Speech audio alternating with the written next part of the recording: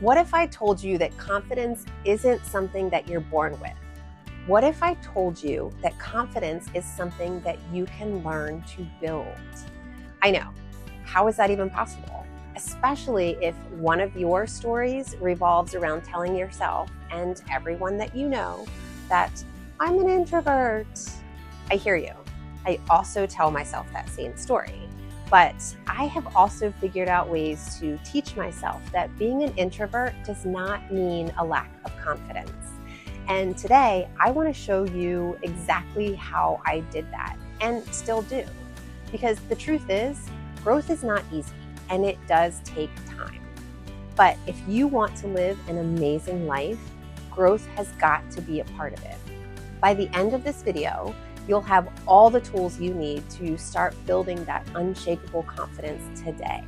You just have to want it and work for it. Here are the video chapters. What exactly is confidence?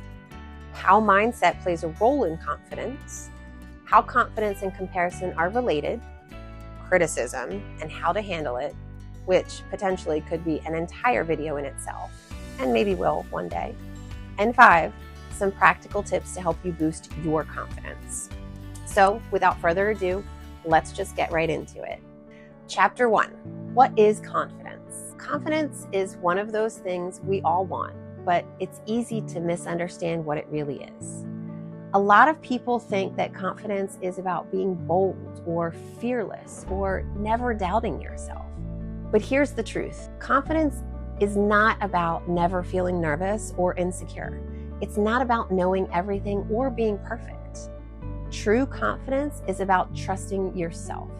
Trusting that even if things don't go perfectly, you're still going to be okay. It's the belief that no matter what challenges or uncertainties that you face, you have the ability to handle them. To put it another way, confidence is really about self-assurance. It's not arrogance or thinking that you're better than anyone else. In fact, confident people are often quite humble because they understand their strengths and their weaknesses. They don't need to brag or seek constant validation from others because their sense of worth comes from within. Let me give you an example.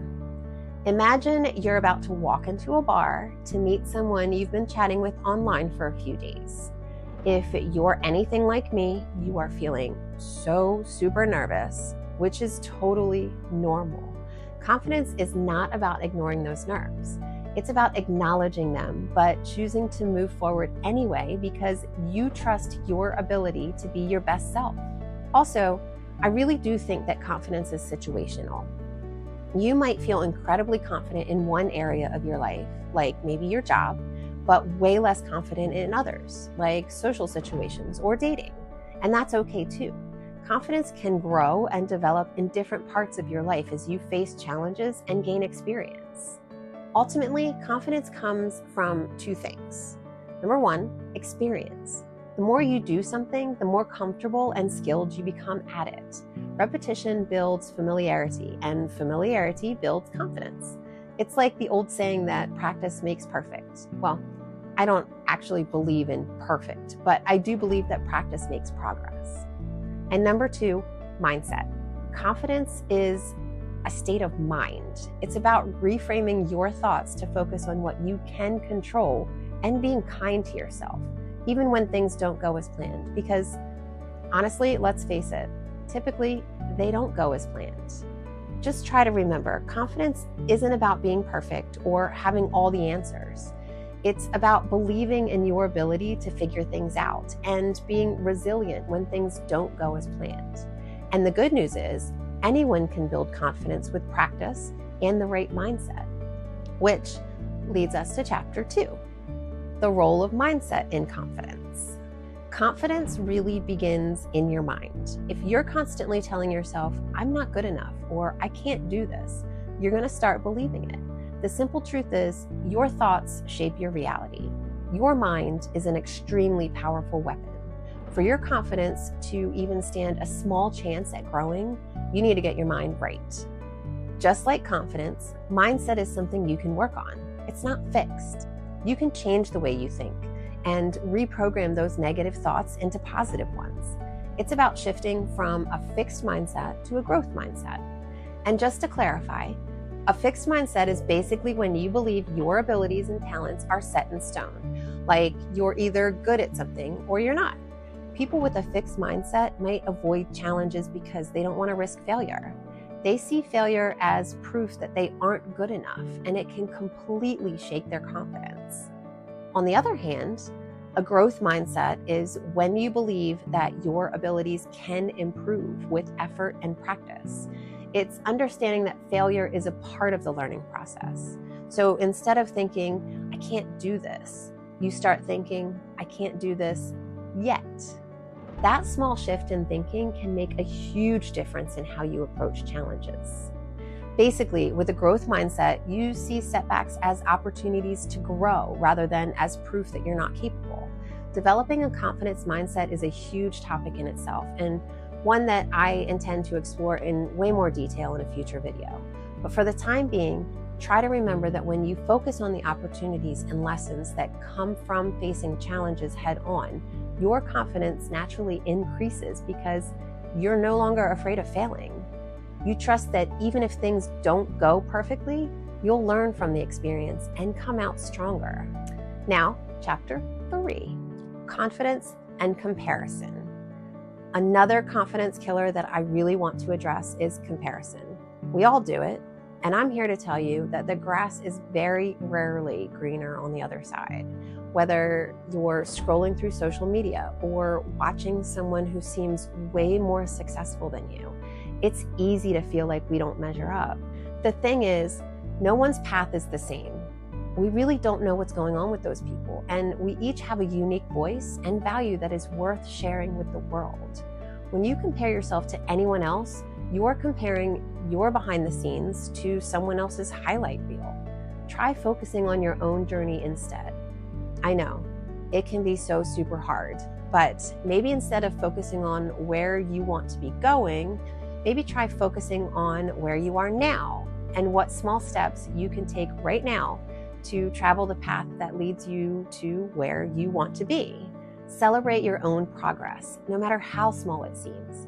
And if you just can't help scrolling through the shorts or the Instagram reels, maybe just take time out from looking at them. If you can't see it, it's not really there, right? Chapter 4, how to handle criticism. Let's talk about something that can really shake our confidence, criticism. Whether it comes from a boss, a peer, or friends and family, criticism can sting. But it's how we handle criticism that makes all the difference in building and maintaining our confidence. First, it's really important to understand that criticism isn't always a bad thing. In fact, it can be incredibly valuable if we approach it with the right mindset. The problem is, most of us have a natural emotional reaction to criticism, whether it's defensiveness, frustration, or feeling hurt. And this is totally normal because criticism can sometimes feel like a personal attack, like someone is just pointing out our flaws. But the thing is, criticism does not define you. It's not a reflection of your worth as a person. Often, it's really just someone's perspective, and it may have nothing to do with your abilities or your character. Learning to separate the criticism from your sense of self is key to maintaining your confidence. So when someone criticizes you, just pause and take a moment before reacting. Ask yourself, is this feedback useful? Is there something I can learn from this? Sometimes criticism is constructive. It's meant to help you grow and improve. But sometimes people criticize because they are projecting their own insecurities or they simply don't understand your situation. In cases like this, you have to be able to filter out the unhelpful criticism. It is okay to let that type of criticism go. Don't let it undermine your confidence. Another important point is that criticism can sometimes be the reflection of the other person, not you. For example, someone might criticize you out of jealousy or insecurity. In those situations, it's really essential to recognize that their opinion is not a reflection of your abilities or your worth. It's totally about them. Ultimately, the key to handling criticism is to see it as a learning tool rather than something that defines your value. Even if the feedback is harsh, there is often something you can take away and use to grow. And when you approach it this way, criticism becomes an opportunity to build more confidence, because you know that no matter what anyone says, you're always improving. So the next time you receive criticism, remember, it doesn't make you less worthy or capable. It's just feedback, and you get to choose what to do with it. Take what helps, leave what doesn't, and keep moving forward with confidence. Chapter 5, and the final chapter: practical tips to boost your confidence. This is the perfect time to get practical. I have some actionable tips that I think you can start using today to help build your confidence. Number 1, body language.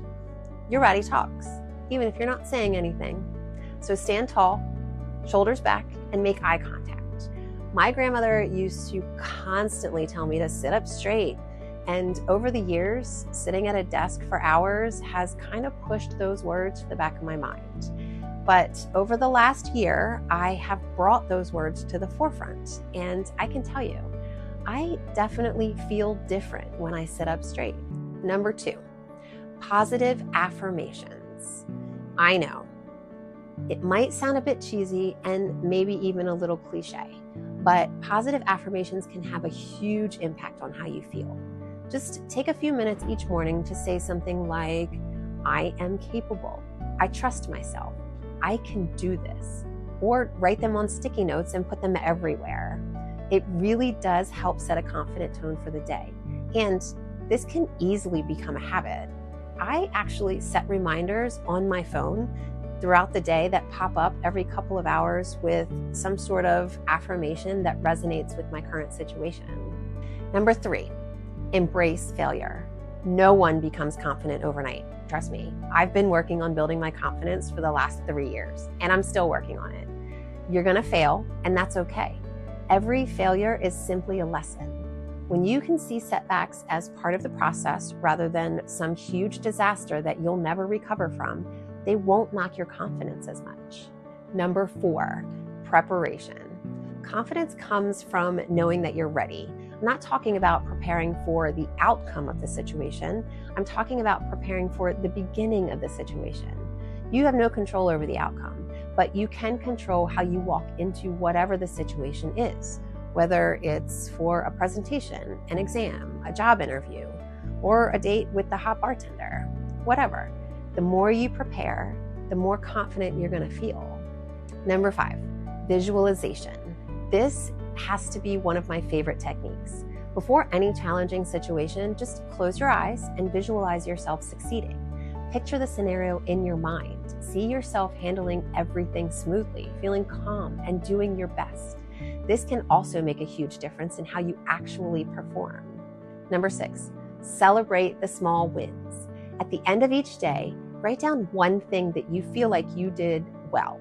It could be something small, like speaking up in a meeting or finishing a project. But acknowledging your accomplishments builds self-trust within yourself. Number 7, step out of your comfort zone. Every day, just try to do one thing that challenges you, no matter how small it is. The more you step outside your comfort zone, the more that you'll prove to yourself that you can handle new things, and that builds confidence. Number 8, self-care. Don't underestimate the power of taking care of yourself. When you prioritize sleep, exercise, mental health, you feel better. And when you feel better, you naturally feel more confident. Confidence is a journey, and it's one that you can start at any time, no matter where you are in life.